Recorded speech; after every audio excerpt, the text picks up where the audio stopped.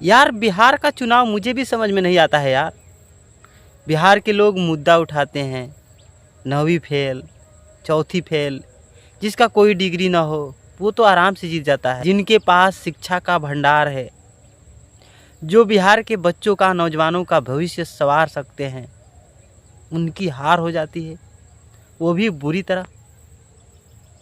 ध्यान से देखिए इन शख्स को, इनका नाम है केसी सिन्हा, जिनकी लिखी हुई पुस्तक को हम और आप, यहाँ तक कि आपके बच्चे, नाती पोता सब पढ़े होंगे।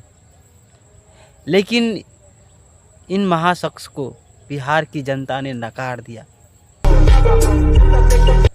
अब इसे क्या कहेंगे, बिहार का दुर्भाग्य या फिर बिहार का बदकिस्मती।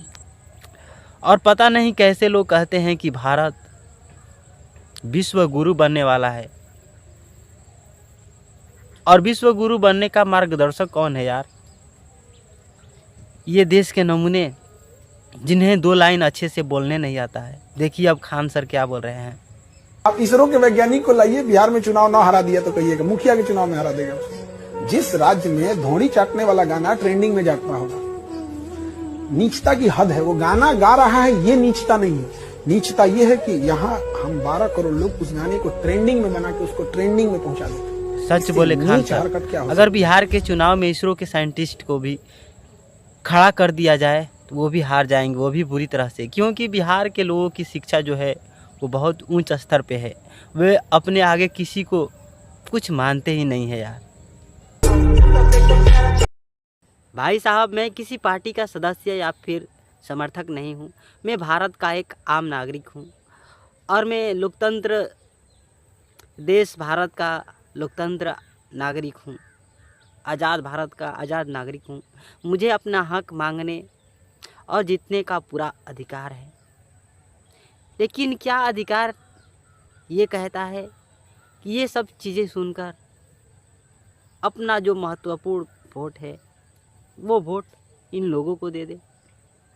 अपना वोट जो है वो 5 केजी राशन या फिर अरवा चावल, उसना चावल, ऐसी भाषण सुनकर हम अपना वोट दे दे किसी को।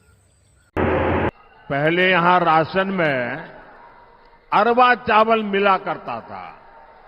आपको उसना चावल पसंद था।